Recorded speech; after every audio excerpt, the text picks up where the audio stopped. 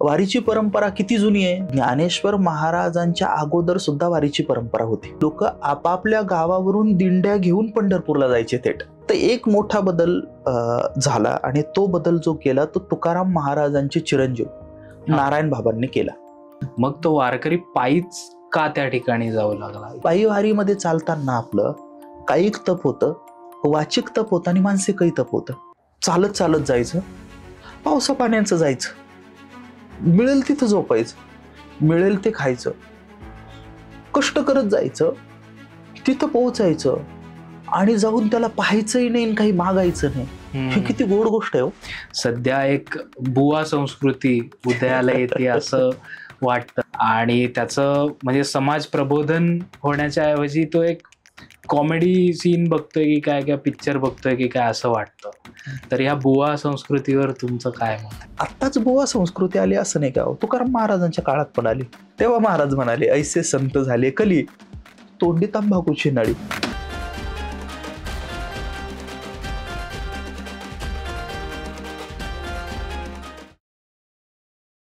कॉस्मोस्टार media present sweet टॉक्सच्या आजच्या पॉडकास्टमध्ये तुमच्या सगळ्यांचं मनापासून स्वागत.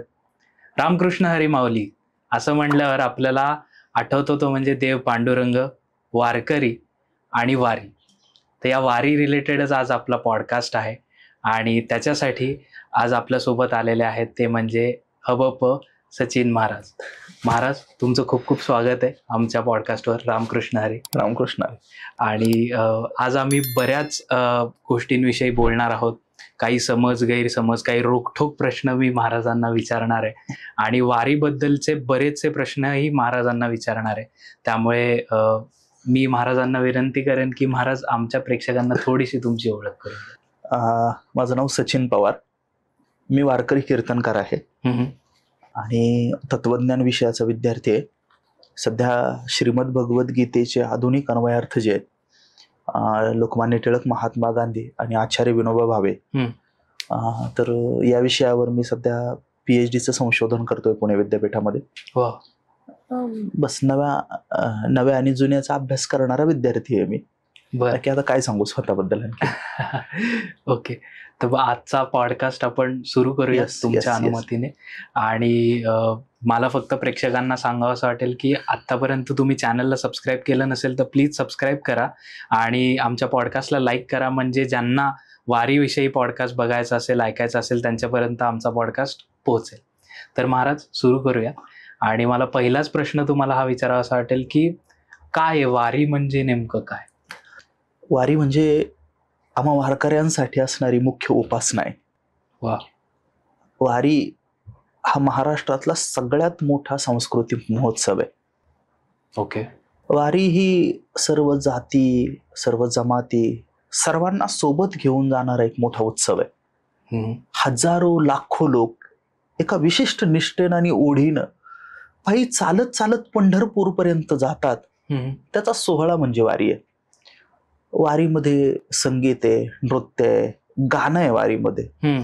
वारी असा म्हणजे रसरशीत असा सोहळा आहे वारी. अच्छा. लाखो लोक जातात, संतांच्या सोबत जातात. जिथं उपासना आहे, जिथं प्रेम आहे, जिथं भक्ती आहे, जिथं तप आहे, असा सोहळा म्हणजे वारी. वा वा. आणि मग त्याला जोडूनच दुसरा प्रश्न येतो तो म्हणजे वारकरी म्हणजे काय? हा सगळ्याचे सगळा रस जो स्वतः भोगतो तो वारकरी. वारकरी या शब्दामध्येच आहे वारी करणारा वारकरी. पंढरपूरकडं, विठोबाकडं जो विशिष्ट तिथीला दरवर्षी जातो त्याला वारकरी असं म्हणतात. बर. आषाढ शुद्ध एकादशीला जो पंढरपूरला जातो त्याला वारकरी म्हणतात. त्या विशिष्ट तिथी काय? तर त्या विशिष्ट तिथी, पहिली तिथी सर्वात मोठी आषाढी एकादशी आहे. काही वारकरी असे आहेत की जे वर्षात 4 वेळा जातात पंढरपूरला. बर. आषाढी एकादशीला जातात, कार्तिक एकादशीला जातात, चैत्र एकादशीला जातात आणि माघ एकादशीला जातात. बर.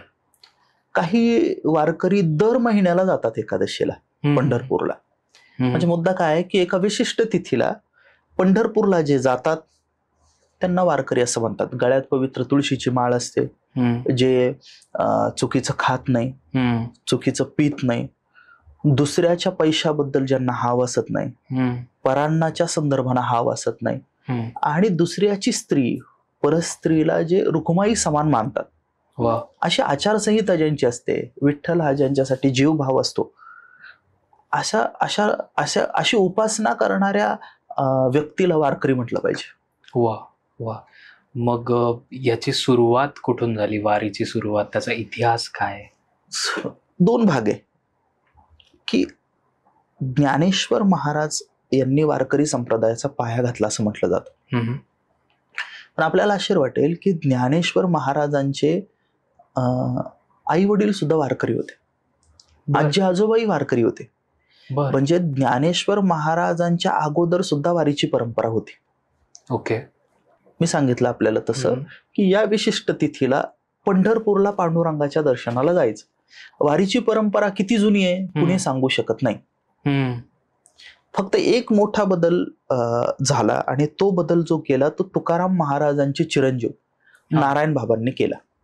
काय केला की 1685 साली तुकाराम महाराजांचे चिरंजीव नारायण बाबांच्या अगोदर काय व्हायचं की लोक आपापल्या गावावरून दिंड्या घेऊन पंढरपूरला जायचे थेट.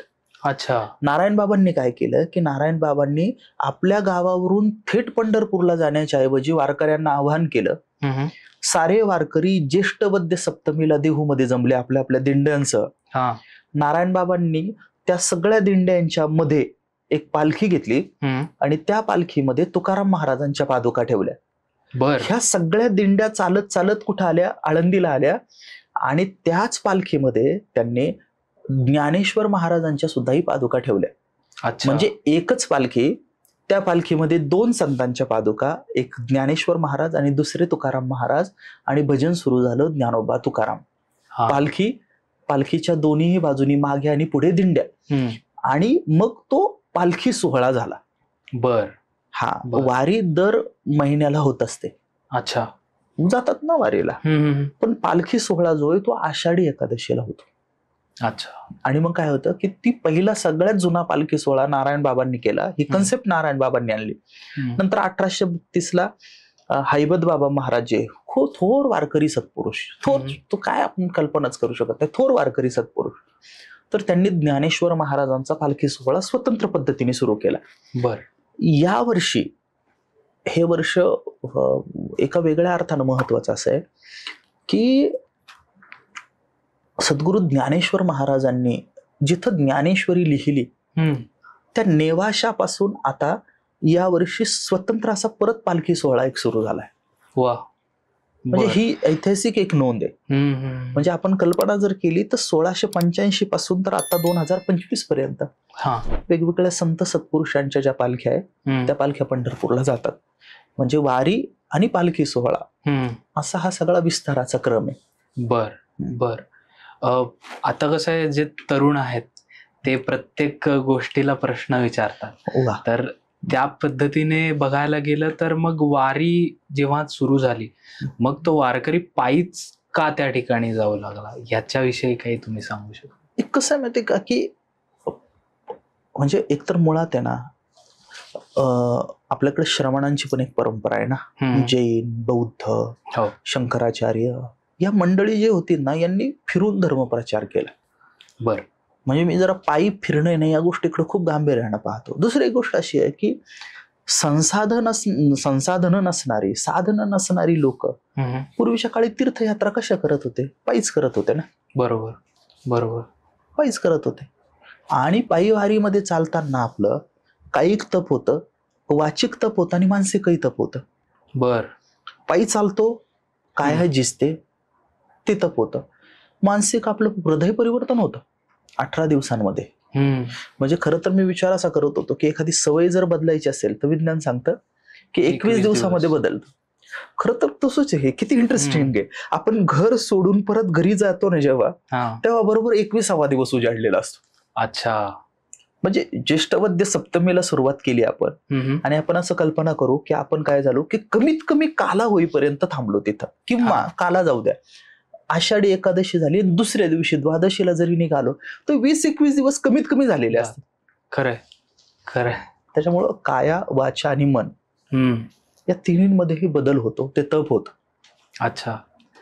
आता जर आपण परत ह्या काळाकडे आलो, तर आता वारीमध्ये जर कोणाला जायचं असेल किंवा जे आम्ही फक्त असं वारी बघतो आणि फक्त पुणे ते सासवड वारी करणं वगैरे, तर ज्यांना शक्य होत नाही वारी करणं पूर्ण, तर त्यांच्यासाठी असं चालू शकतं का की पुणे ते सासवडच कोणीतरी करतं, आळंदी ते पुणेच करतं? एक सांगू मी तुम्हाला, की जेवढं जमेल ना तेवढं केलंच पाहिजे. तुम्ही एक पाऊल तर टाका. एकदा तुम्हाला ती गोडी लागली ना, तुम्ही कधी चालत चालत पंढरपूरला जाल सांगता येणार नाही. बऱ्याच आपण काय करतो, की आता मला 18 दिवस जमणार नाही, 18 दिवस जमणार नाही म्हणून घरच सोडायचं नाही, असं नाही केलं पाहिजे. चाललं पाहिजे. फक्त एक गोष्ट काय घेतली पाहिजे, तिथं जाऊन सेल्फी फक्त काढत बसू नका बाबा. आपल्या सगळ्या लोकांना जो एक रोग झालाय, कुठे गेले की फक्त फोटो काढायचे. खूप भक्तिभावानं एखादा वारकरी आळवतोय आणि आपण खूप डोळे मिटून ऐकतोय त्याच्यासोबत. हा अनुभव वारीचा आपण घेतला पाहिजे. खरं. आपण जातो आणि आपल्याला फक्त आहे ना रील्स करायचे, स्टेटस टाकायचे, असं न करता जेवढे शक्य होईल ना तितकं वारीसोबत चाला. आणि किती चांगली गोष्ट आहे की पुणे ते सासवड चालतं, चांगली गोष्ट आहे. सुट्टी मिळत असेल ना शनिवार रविवार, 2 दिवस चाला वारीमध्ये. खरं. जसं होईल, जेवढं होईल तेवढं करायचा अधिकार संतांनी दिलेला आहे. फक्त विनंती काय, घरी बसू नका. आणि वारीमध्ये येताना आपण कंटेंट क्रिएटर म्हणून यायचं नाही. वारीमध्ये येताना वारकरी म्हणून यायचं. आपण बऱ्याचदा काय होतं की आपण येतो ते वेगळे आपल्या प्रेरणा असतात. करेक्ट. त्या प्रेरणा सोडून देऊन काहीतरी विसाव्यासाठी चालणं म्हणजे वारी आहे. वा, तशाच आहे. ओके.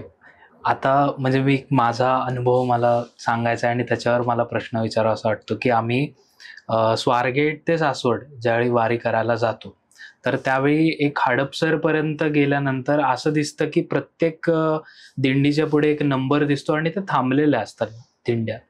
आणि मग असं लक्षात येतं की एक दिंडी पुढे निघाली किंवा मग एक दिंडी तर जोपर्यंत क्रमाप्रमाणे लागत नाहीत तोपर्यंत पुढे सगळ्या जात नाहीत. तर अशा पद्धतीने काही नियम असतात का वारीचे, की जे आम्ही बघणारे लोक असतो ते आम्हाला माहितीच नाहीत अशा पद्धतीने? बरोबर आहे. एक कसं आहे, वारीचा जर आपण विचार केला तर 2 प्रकारची लोक आपल्याला दिसतील. एक शिस्तबद्ध चालणारा समाज दिसतो आणि एक मोकळा समाज दिसतो. म्हणजे आता उठायची बॅग घ्यायची आणि चालत राहायचं, हा मोकळा समाज. मात्र आळंदीपासून पंढरपूर पर्यंत खूप निष्ठेनं आणि शिस्तीनं चालायचं दिंडीत चालणारा एक समाज असतो. पालखी मध्यभागी असते, पुढे काही दिंड्या असतात आणि मागे काही दिंड्या असतात. म्हणजे पालखी जोवर रथात ठेवली जात नाही तोवर या दिंड्या चालायला सुरुवात करत नाही. कुणी चालायचं, कसं चालायचं याचा नंबर ठरलेला असतो. अच्छा. आणि त्याप्रमाणेच चालतात. हो, बघ चालत असताना मग की आता असे गट करून चाललेत असं नाही, बरोबर त्यांची 5-5ची रांगच असते.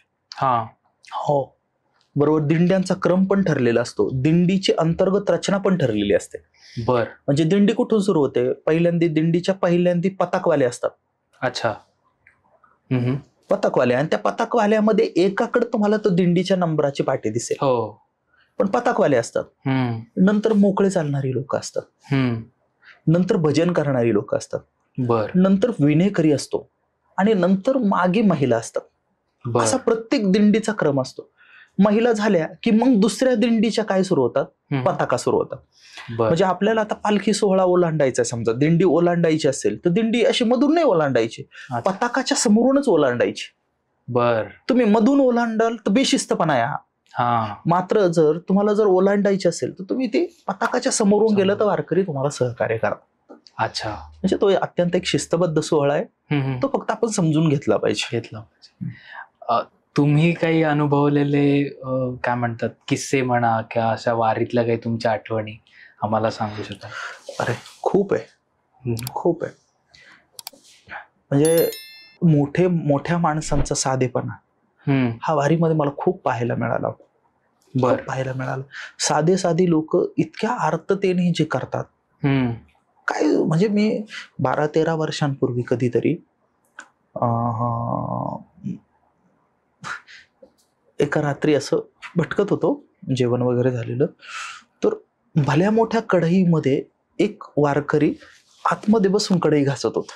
अच्छा. आतमध्ये कल्पना करा, एवढीच वामन मूर्ती कढई घासत होती. आणि मी गेलो आणि मी पाहिलं आणि मला ते जर हसू आलं, अरे कढईत बसून माणूस कढई घासतोय जेवण झाल्यानंतर. ती व्यक्ती दुसरी तिसरी कोणी नव्हती, ते आदरणीय गुरुवर्य बंडा तात्या कराडकर होते. वारकरी संप्रदायातलं मोठं व्यक्तिमत्व. म्हणजे आपण कल्पना करा की मी उठलो, अरे कशी वारी ही, अशा अनेक गोष्टी वारीमधल्या, खूप गोष्टी. प्रत्येकाच्या स्टोरीज आहे वेगवेगळ्या लोकांच्या. हो, अनेक प्रसंग आहे वारीमधले, चांगले प्रसंग. तुम्ही एका म्हणजे तुमचा एक फेसबुक दिंडी मधला एक पॉडकास्टच म्हणूयात, तो खूप व्हायरल गेला होता आणि त्याच्यामध्ये तुम्ही खाण्याच्या बाबतीत सांगितलं होतं वारी मधलं, तर ते प्लीज आम्हाला इथे परत एकदा सांगा. इंटरेस्टिंग मुद्दा आहे तो. मी असं म्हणालो होतो तेव्हा, आणि मी वारीमध्ये काय होतं की मी भटकत असतो ना, मी एकाच दिंडीत नसतो मी, तर मी खूप भटकतो, खूप सगळा मित्रपरिवार आहे माझा. तर माझ्या लक्षात असं आलंय वारीमध्ये की वारी ही महाराष्ट्राची छोटी आवृत्ती आहे. कशी? तर आपण शांतपणे अशी वारी चाललेली ना, आपण एका खडकावर बसून जर विचार केला तर पुणे भागातल्या दिंड्या, त्यांचे कपडे आपल्याला एकदम वेगळे दिसतील. अच्छा. मराठवाड्यातल्या वेगळ्या दिसतील, महिलांचे कपडे वेगळ्या दिसतील. पश्चिम महाराष्ट्रातल्या महिला अधिक प्रमाणात 6 वार साडी घालताना दिसतील. मराठवाड्यातल्या महिला 9 वार साडी, त्यातली त्यांची एका रंगाची ती पातळ जे असतात त्या साड्या ज्या त्या विशिष्ट प्रकारच्या. बरं, कोकणातलं कुणी आलेलं असलं ना तर तेही वेगळं दिसेल. अच्छा. म्हणजे आपल्याला वेशभूषेचे पॅटर्न कसे प्रदेशवार हे कळतं. दुसरी गोष्ट की महाराष्ट्रातली भाषा जरी मराठी असली तरी भाषेचे वेगवेगळे बोली भाषेचे सॅम्पल असतात ना. कोकणी वेगळा, कोल्हापूरचा वेगळा, साताऱ्याचा वेगळा, पुण्यातला वेगळा, सदाशिव पेठेचा वेगळा, पुणे ग्रामीणचा वेगळा, नगरचा वेगळा, नाशिकचा वेगळा, खानदेशचा वेगळा, अहिराणी वेगळा, त्याच्यानंतर वराडी वेगळा. या सगळ्या बोली भाषांचे प्रतिनिधी आपल्याला वारीमध्ये भेटतात. ऐकायला आपण फक्त जर ऐकलं ना, ते हाक मारण्याच्या पद्धतीहून सुद्धा अरे हा इकडचा आहे वाटतं.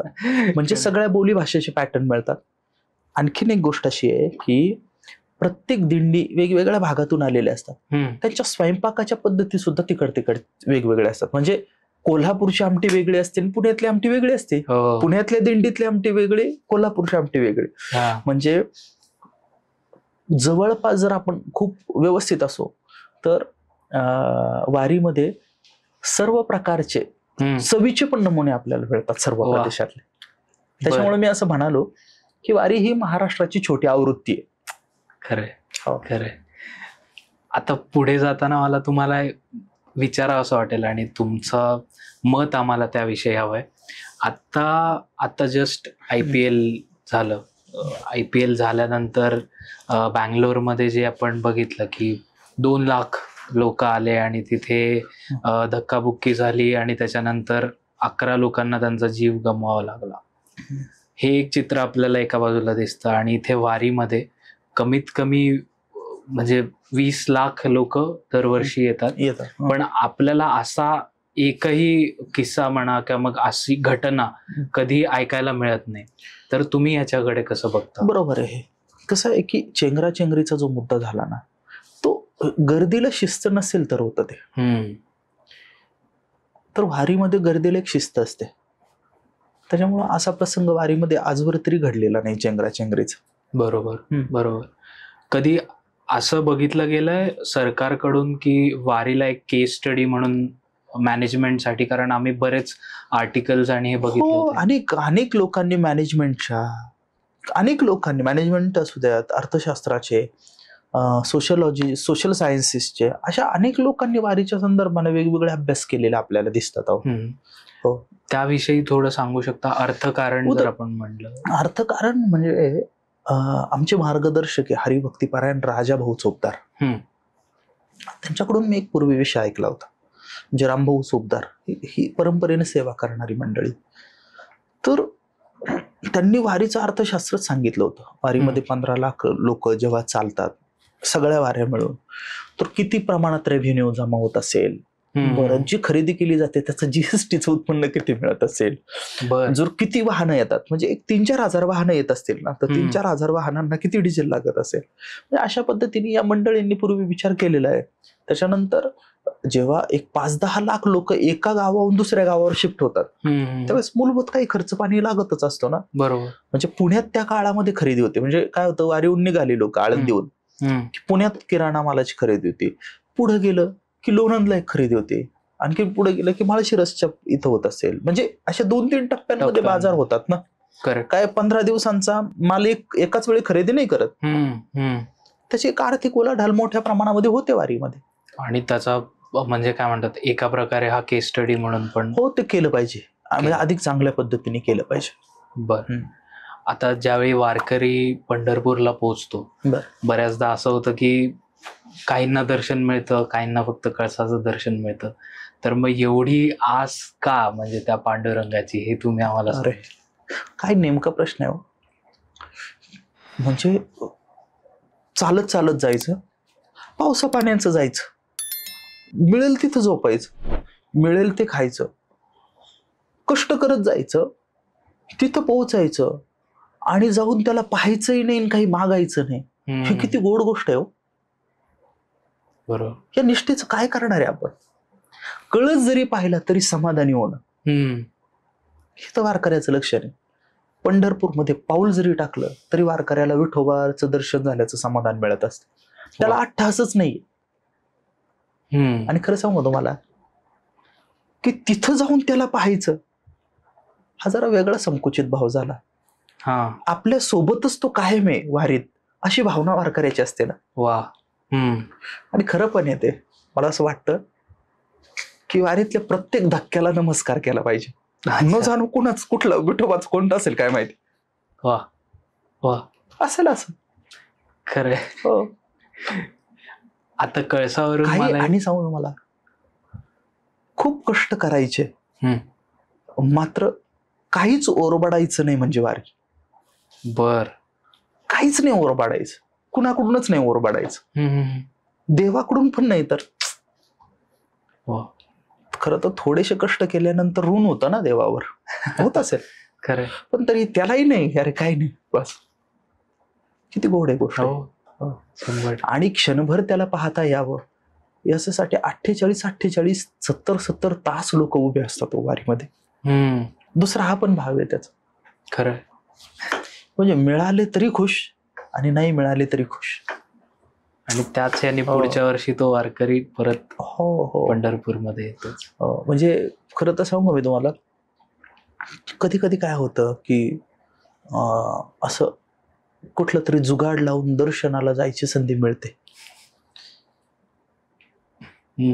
पण आपण आहे ना असं एखाद्या दुसऱ्यांदा जर गेलो तर आपलं मनच आपल्याला खात, अरे एवढी लोक 72 तास उभे आणि आपण असं मध्येच शिरणं काहीतरी सेटिंग लावून, हे पण पाप आहे असं वाटतं. बरोबर आहे, बरोबर.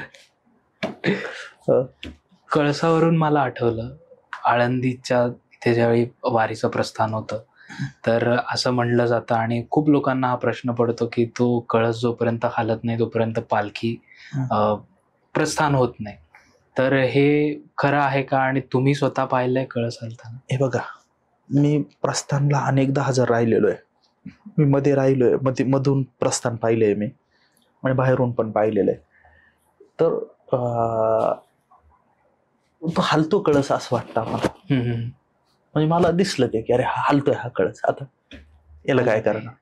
कारण त्याचे व्हिडिओ वगैरे पण आहेत, पण तरी पण लोकांचा विश्वास आहेच ना. म्हणजे मी सांगतो तुम्हाला की तो कळस एक हालतोय, आणि दुसरं तुकाराम बीजेच्या वेळेस जे नांदुरकीचं झाड आहे, तुकाराम महाराज जिथून सदेह वैकुंठ गमन केलं महाराजांनी, तो वृक्षही हालतो, सळसळ करतो.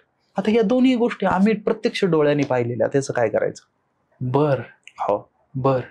त्याविषयी सांगाल, वृक्षाच्या विषयी? तुकाराम महाराज काय की तुकाराम बीजेच्या दिवशी, फाल्गुन वद्य द्वितीयेच्या दिवशी दुपारच्या टप्प्यामध्ये त्यांचं सदेह वैकुंठ गमन झालं. तर त्या वेळेला जेव्हा ते फुलं पडतात तर ते झाड हलतं. आता हे मी प्रत्यक्ष पाहिले. आता याचं काय करणार आपण. याची खूप म्हणजे याचं स्पष्टीकरण देता येणार नाही. पण हे दिसलंय आम्हाला आणि आम्ही पाहिलं. मी पाहिलंय स्वतः. मी अत्यंत चिकित्सक माणूस आहे. मी पाहिलंय. पण आहे. हा आहे. बर, आता थोडेसे मला तुम्हाला रोखठोक प्रश्न विचारायचे, तुमचं मत त्यावर जाणून घ्यायचंय. एक मला विचारावं असं वाटतं ते म्हणजे तुकाराम महाराज असताना त्यांच्या काळामध्ये एक समाज असा होता की ज्यांनी नेहमी त्यांना विरोध केला. बरोबर. त्यांच्या भक्तीला विरोध केला. तर मग असं म्हणलं जातं की त्यांना वारीमध्ये यायला नकार आहे. तर हे खरं आहे? तुकाराम महाराजांना विरोध केला, त्यांच्या भक्तीला विरोध केला. भक्तीपेक्षा इतर साधन श्रेष्ठ मानणाऱ्यांनी विरोध केला. आणि दुसरी गोष्ट की तुकाराम महाराजांची जात पाहून याला कुणी अधिकार दिला संतत्वाचा आणि लिहिण्याचा, असं म्हणून विरोध केला. आणि तुम्ही जो समाज म्हणताय, तुम्हाला ब्राह्मणांबद्दल बोलायचंय असं वाटतं मला.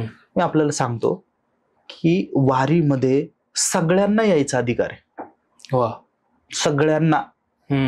असं जर कोणी पसरवत असेल की याला अधिकार आहे आणि याला नाहीये, हो, देवाचा आणि संतांचा विरोधक जरी एखादा असला तरी त्याला सुद्धा वारीत यायचा अधिकार आहे. म्हणजे आत्ताही एखादा नास्तिक माणूस असेल, आत्ताही एखादा देव आणि धर्मही मानत नसेल, पण त्यालाही वारीत सहभागी व्हायचं असेल तर तो सहभागी होऊ शकतो. बर, असं काही नाही. अशी काही उदाहरणं बघितलीत तुम्ही की जे नास्तिकचे आस्तिक झालेत किंवा नास्तिक लोक वारीमध्ये आलेले? नाही, अशा आहेत ना अनेक लोक. असे अनेक लोक आहे की त्यातलं काही म्हणजे मला माहिती आहे, काही मी नावं इथं घेणार नाही, मात्र चळवळीतली काही लोक अशी आहेत की जे देवाला मानत नाही, मात्र तरी वारीत सहभागी होतात, पाहतात. समाज पाहण्यासाठी काय अडचणी यायला. बर. आळंदीत असं काही लोकांना तिथे म्हणजे जे संजीवन समाधी आहे त्याच्याविषयी सायंटिस्ट लोकांना काही येऊन बघायचं होतं, खरंच तिथे समाधी आहे की नाही वगैरे, अशा बऱ्याच बातम्या खूप आधी आलेल्या होत्या. त्यावर तुम्ही काय सांगा? वारकऱ्यांची श्रद्धा अशी आहे की तिथं सद्गुरू ज्ञानेश्वर महाराज विद्यमान आहेत बसलेले. बाकी इतर जो प्रसंग आहे सगळा तुम्हाला ठाऊक नाहीये. बर. हा, पण ज्ञानेश्वर महाराज तिथं आहेत, समाधीमध्ये जिवंत आहे, ही आमची श्रद्धा आहे. वा. हो, आणि ही वस्तुस्थिती असं आमचं म्हणणं आहे. पुढे जाताना महत्वाचा प्रश्न म्हणजे वारीच्या थ्रू या वारी मधून राजकारण होतं का? होतं ना. कशा प्रकारे? दोन माणसं एकत्र आली की राजकारण सुरू होतं. बर. वारी माणसांचाच समूह आहे ना. काही लोक जशी भक्तिभावानं चालत असतात तसे काही लोक वेगवेगळे इंटेन्शन घेऊन चालतात. बर. चालतात, त्यांना त्यांचे अजेंडे पण रेटायचे असतात. बर. असं होत असतं.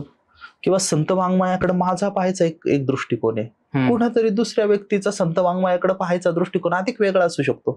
तर तोही पोहोचावा याच्यासाठी पण वारीतून प्रयत्न धार्मिक लोक सुद्धा करतात. राजकीय लोक आली तर ते आता वारी असते आणि भले मोठे मोठे बॅनर लावतात, तुमचं स्वागत आहे. तुकाराम महाराजांचा एवढाच फोटो असतो डिजिटलवर आणि त्या भावी नगरसेवकाचा इतका मोठा फोटो असतो. असं माणसं म्हटलं की राजकारण असतं आणि मग ते हेवे दावे असतात, त्यात लोभ असतात, आपलं प्रमोशन व्हावं असे प्रयत्न असतात. हे सगळं गर्दी जिथं असते ना, चलाक लोक गर्दीचा उपयोग चांगला करून घेतात. बर. आणि आता महाराज किंवा प्रवचनकार, कीर्तनकार यांच्याविषयी मला विचारावं असं वाटेल की सध्या एक बुवा संस्कृती उदयाला येते असं वाटतं. म्हणजे इंस्टाग्रामला बघा, युट्यूबला बघा, जो तो येतो तो काही ना काहीतरी ज्ञानेश्वरी विषयी काही ना काहीतरी बोलतो, तुकाराम महाराजांविषयी काहीतरी बोलतो आणि त्याचं म्हणजे समाज प्रबोधन होण्याच्या ऐवजी तो एक कॉमेडी सीन बघतोय की काय, किंवा पिक्चर बघतोय की काय असं वाटतं. तर या बुवा संस्कृतीवर तुमचं काय मत आहे? अरे, काय नेमका प्रश्न आहे. 2-3 मुद्दे याला. मला सांगा ना एक गोष्ट, उलट गाथा ज्ञानेश्वरी नव्या माध्यमांमध्ये येऊन बोलणं ही चुकीची गोष्ट थोडी आहे. ही चांगलीच गोष्ट आहे आणि आपल्या परिणार्थ लावत बोलावं. मी म्हणतो आपल्याला कुठे तुकाराम महाराजांच्या अभंगाचा अर्थ या जगामध्ये तुकाराम महाराज वगळता कुणालाच व्यवस्थित माहिती नाही असं मत आहे माझं. संतांच्या शब्दाचा अर्थ आपण काय लावणार, पण आपल्याला जसं होईल तसा संतांच्या शब्दांचा अर्थ सांगायचा प्रयत्न नव्या माध्यमांमध्ये करणाऱ्या तरुण पोरांचं मी स्वागत करतो. वा, मी स्वागत करतो या सगळ्यांचं. बरं, याच्यामध्ये थोडी चमकोगिरी वाटत असेल का, इट्स ओके. नो प्रॉब्लेम, काय अडचण नाही. फॉलोअर्स वाढले पाहिजे का? वाढले पाहिजे ना, काय अडचण. बर. कितीही विचार केला तरी सुद्धा ते संत वाङ्मयाचं सांगतायत ना. फक्त काय की त्याला जोडून तुम्ही नवीन ढोंग करणार आहे का, हा मुद्दा आहे. बर. नवीन बुवाबाजी तुम्ही जो शब्द वापरला की मीच कुणीतरी सद्गुरू आहे, मीच गुरु आहे, हा भाव आपल्यामध्ये असता कामा नये. अच्छा. असं. आणि आत्ताच बुवा संस्कृती आली असं नाही का, तुकाराम महाराजांच्या काळात पण आली. अच्छा. तुकाराम महाराजांनी म्हणून तर सांगितलं, ऐसे कैसे झाले ऐसे कैसे झाले भोंदू, कर्म करुणी म्हणती साधू, अंगा लावून या राख, डोळे झाकूनी करती पा, डाऊन वैराग्याच्या काळा भोगी विषयाच्या सोहळ, तो का म्हणे सांगू किती जळो तयाची संगती. किंवा तेव्हा महाराज म्हणाले, ऐसे संत झाले कली, तोंडी तंबाखूची नळी. बुवा हे असतातच. म्हणजे काय माहिती का, झाडं जशी असतात ना तशी भांडगुळं असणारच ना. हा, आपण कुठं पाहायचं. आणि भांडगुळांच्या सावलीला बसता येत नाही, समाजाने हे लक्षात घेतलं पाहिजे. तसं असाधूच्या संगतीनं कल्याण होत नाही, ही जाणीव आपण ठेवली पाहिजे. बुवा कोण आणि संत कोण हे आपण विचारलं पाहिजे. आणि ते विचारायचं काम महाराष्ट्रानं फक्त तुकाराम महाराजांना करावं, इतर लोकांच्या नादी लागू नये. पण मग ते ओळखायचं कसं? तुकाराम महाराजांना विचारलं पाहिजे ना. तुकाराम महाराजांनी सांगून ठेवलेलं आहे की कपड्यांनी ओळखू नका. बर. एखाद्याने वर कपडे घातले, दाढी ठेवली, मोठ्या मोठ्या माळा घातल्या, याच्याहून संतत्व असत नाही. संतत्व जे असतं ते हृदयाच्या अवस्थेवरून असतं. आणि ते काय असतं, कसं असतं, याच्यासाठी गाथा वाचा. बरोबर. थोडं समजून घेतलं पाहिजे आपण. सगळं रेडीमेड नाही मिळणार आपल्याला, थोडं आपण समजून घेतलं पाहिजे. आणि कुणालाही गुरु करत असताना, कुणाच्याही प्रभावात जात असताना थोडंसं थांबलं पाहिजे. आणि मध्ये तुकाराम महाराजांना विचारलं पाहिजे, हे खरं आहे का? चांगला दागिना वाटला की आपण लगेच खरेदी नाही करत, बारीक मागे पाहतो, याला आहे ना काय, तो मार्क आहे का, मार्क आहे का. अगदी तसंच आहे ना. असं वाटलं ना आपल्याला की हे चांगलं आहे, थांबलं पाहिजे आणि विचारलं पाहिजे, तुकाराम महाराजांचा शिक्का आहे का. सोप्या होतात गोष्टी. नाहीतर नालायक माणसांच्या संगतीमध्ये आपण जर गेलो, कठोरच शब्द आहे माझा हा, पण हाच वापरला पाहिजे. आयुष्यातला अमूल्य काळ वाया जातो एक. आणि दुसरी की संप्रदायाबद्दलची श्रद्धा पण कमकुवत होते पुढच्या माणसाची. एखादा संवेदनशील माणूस आलाय, स्वतःच काहीतरी नावा विचार करावा, माझं आयुष्य बदलावे यासाठी, आणि जर चुकून एखाद्या बदमाश बुवाच्या नादी जर लागला, सापडला तडाख्यातनं, तर नुकसान होतं ना त्याचं. आयुष्यभराचा त्याचा विश्वास उठून जातो. अगदी बरोबर.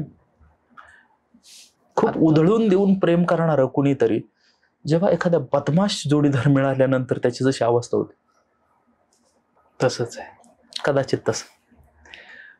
आजकाल असं म्हणलं जातं की जे प्रवचनकार आहेत, कीर्तनकार आहेत, की ते संन्यासीच असले पाहिजेत किंवा ते संन्यासीच असावेत. आणि मग जे गृहस्थाश्रमाला असतात तर त्यांना एका वेगळ्या नजरेने बघितलं जातं. तर याविषयी तुम्हाला वारकरी संप्रदायानं हा प्रश्न खूप अगोदर संपवलेला आहे. चारही भावंड, ज्ञानेश्वर महाराज, नामदेव ज्ञानेश्वर महाराज, निवृत्तीनाथ दादा, सोपान काका आणि मुक्ताबाई, हे 4 जण वगळता वारकरी संत परंपरेतले सारे संत हे गृहस्थी आहे. बर. गृहस्थी माणसाला सुद्धा प्रवचन कीर्तन करण्याचा अधिकार आहे, हे संतांनी सांगून ठेवलेले. उलट गृहस्थी माणूस आहे ना, अधिक व्यवस्थित पद्धतीने परमार्थ करू शकतो. संसारात राहून नलगती सायास जावे वनांतरा, सुखे येतो घरा नारायण, हा संतांनी विश्वास दिलेला आहे सगळ्यांना. त्याच्यामुळे संन्याशी व्हायचं मग हे भानगडी करायची असं काही नाही. उलट प्रपंचामध्ये राहून सुद्धा व्यवस्थित पद्धतीने संन्याशासारखं जगता येतं, हे संतांनी आपल्याला दाखवून दिलेलं आहे. संन्याशाला संन्यास सोडून द्यावं, परमहंसाला सुद्धा वरच्या अवस्था आहे, पारमार्थिक अवस्था, त्याला जे साध्य होत नाही ना, ते प्रपंचात राहून हरिभक्ती केल्यानं साध्य होतं, असं संतांचं म्हणणं आहे. त्यामुळे हा मुद्दा खूपच, म्हणजे संतांनी याचा निकाल अगोदरच लावून ठेवलेला आहे. हो. आणि जर असं करायचं असतं तर मग सावता महाराजांचं काय करायचं, सावतामाळी महाराजांचं प्रपंच करता करता परमार्थ केला. संत रोहिदास महाराजांचं काय करायचं, सगळ्या संतांचं काय करायचं. हो, प्रश्न आहे ना. बरोबर. जसं म्हणजे आपलं काम अत्यंत स्किलफुलपणे करायचं आणि सोबत हरिभक्तीही करायची, प्रपंचातही राहायचंय. सांगू तुकाराम महाराजांचे अभंग आहे की नको सांडू अन्न, नको सेवू वन. म्हणजे असं अन्न पाण्यास त्याग करू नको, जंगलात जाऊ नको, नको सांडू अन्न, नको सेवू वन, चिंती नारायण सर्वभोगी. देवाचं भजन कर आणि जे जे काही नियमाच्या चौकटीत आहे ना त्या सगळ्यांचा भोग घेऊन व्यवस्थित प्रपंच कर. संतांनी सांगून ठेवलेलं आहे. त्यासोबतच मग असं विचारलं जातं की आमची पिढी जी आहे ते विचारते की तुम्ही नावाच्या आधी ह भ प लावता, तर ते ह भ प म्हणजे काय असतं? क्या बात आहे. मी नाही लावत आहो, पण ठीक आहे. आता काय महाराष्ट्रामध्ये कीर्तनकारांच्या नावासमोर ह भ प लावतात. बर. हरी भक्ती परायण असे 3 शब्द आहेत. हरी भक्ती परायण म्हणजे हरी भक्तीमध्ये जो एक्सपर्ट आहे, अच्छा, तो हरिभक्ती परायण. बर, असं त्याचा अर्थ. पदवी दिल्यासारखं. हो, विशेषण लावलं ते. बर. त्याच्या नावासमोर ते विशेषण लावलं. आता पुढे जाताना हे विचारावं वाटेल की संत तुकाराम महाराज असतील, संत नामदेव महाराज असतील, त्यांचे जे अभंग आहेत किंवा त्यांच्याविषयी आपण एवढं ऐकतो, त्यांचं एवढं अनुकरण करतो, ज्ञानेश्वरी वाचतो, दासबोध वाचत असू, पण हेच संत जनाबाई, संत मुक्ताबाई यांच्याविषयी अजून तेवढं लोकांपर्यंत ज्ञान त्यांचं पोचलेलं नाही किंवा त्यांचं लिखाण आलेलं नाहीये. तर मग असं म्हणता येईल का की अजूनही आपण एक काय म्हणतात पुरुष साईडला आपण जास्त फोकस करून पुढे चाललेलो आहोत? हा प्रश्न तुमचा जो आहे ना हा खूप नेमका आहे बरं का, खूप नेमका आहे. आणि काही प्रमाणात त्याच्यात वस्तुस्थिती पण आहे. ज्ञानेश्वर महाराजांची ज्ञानेश्वरी विशेष करून आणि तुकाराम महाराजांची गाथा, या 2 ज्या कृती आहेत या अधिक सर्वदूर पोहोचल्या, इतर कृती पोहोचल्या नाही. आणि त्यातही महिला संतांच्या ज्या रचना आहे, अभंग रचना, त्याच्याबद्दल खरोखर उदासीनता आहे. ही गोष्ट वस्तुस्थिती अगदी खरी आहे. त्याच्यावर आपण सगळ्यांनी मिळून काम केलं पाहिजे. बरोबर. हो, ही वस्तुस्थितीची. पण मग ते काम म्हणजे कशा प्रकारे? काम म्हणजे पहिली एक गोष्ट केली पाहिजे काय की म्हणजे माझ्यासारखा माणूस निरूपणामध्ये बहिणाबाई, जनाबाई, मुक्ताबाई, सोयराबाई महाराज या सर्व आदिशक्ती मातृ ज्या आहे, आमच्या आईसाहेब ज्या एवढ्या सगळ्या सगळ्यांचे बोलण्यामध्ये प्रमाण घेतो मी कीर्तनामध्ये. त्यांच्या अभंगांवर कीर्तन केली पाहिजे. आणि दुसऱ्या बाजूला आपल्यासारखी जी लोक असतील तर तुमच्यासारख्या लोकांनी महिला संतांचं योगदान काय याच्यावर काही नव्या लोकांना बोलून त्याच्यावर नवी पॉडकास्ट करा अशी विनंती माझी. मी तुम्हाला सुचविल नावं असंही केलं पाहिजे. म्हणजे आपल्याला जे माध्यम मिळतं ना त्या माध्यमामध्ये या महिला संतांबद्दल बोललं गेलं पाहिजे. आपण प्रयत्न करू त्यासाठी. 100%. हो, 100%. तुम्ही जे अधोरेखित केले ती वस्तुस्थिती खरी आहे. तर महाराज तुम्ही आज आमच्या पॉडकास्टवर आलात आणि एवढं आपण म्हणजे सुंदर पद्धतीने तुम्ही उत्तरं दिलीत आणि जी आत्ता समाजाला गरजेची होती अशा पद्धतीने तुम्ही गोष्टी सांगितल्यात, तर त्यासाठी मनापासून तुमचे आभार. आणि कॉस्मोस्टार मीडियातर्फे तुम्हाला एक आम्ही अशी छोटीशी भेट देतो. खरं तर हे म्हणजे अगदीच तुम्ही वाचावं, कारण तुम्ही वाचन खूप करता असं सांगितलं, त्यामुळे तुम्हाला एक भेट दिली. आणि मला प्रेक्षकांना सांगावं वाटेल की सचिन महाराजांना तुम्हाला जर फॉलो करायचं असेल तर त्यांचं इंस्टाग्राम हँडल, फेसबुक लिंक आणि यूट्यूब चॅनलची लिंक डिस्क्रिप्शनमध्ये दिली असेल, तर ती प्लीज तुम्ही फॉलो करा. त्यांच्या असिस्टंटचा किंवा त्यांच्या काय म्हणतात मॅनेजरचा कॉन्टॅक्टसुद्धा आम्ही दिलेला आहे डिस्क्रिप्शनमध्ये. सो तुम्हाला पॉडकास्ट कसा वाटला त्याची प्रतिक्रिया जर त्यांच्यापर्यंत पोचवायची असेल तर त्या नंबरला तुम्ही व्हॉट्सॲप करू शकता. महाराज तुम्हाला जाता आता काही मेसेज द्यायचा असेल आमच्या प्रेक्षकांना? हे बघा, मला फॉलो करा किंवा करू नका, पण रिक्वेस्ट अशी आहे, संतांना फॉलो करा, लाईक करा, शेअर करा, सबस्क्राईब करा. वा. रामकृष्ण हरी. रामकृष्ण हरी. जाता जाता फक्त महाराज आमचं एक रिच्युअल आहे स्वीट टॉकचं, की आम्ही फिस्ट बंपने पॉडकास्ट एंड करतो आणि नेहमी आम्ही श्री स्वामी समर्थ म्हणतो, पण आज तुम्ही आलेला आहात त्यामुळे रामकृष्ण हरी म्हणून आपण आजचा पॉडकास्ट एंड करू. रामकृष्ण हरी. रामकृष्ण हरी.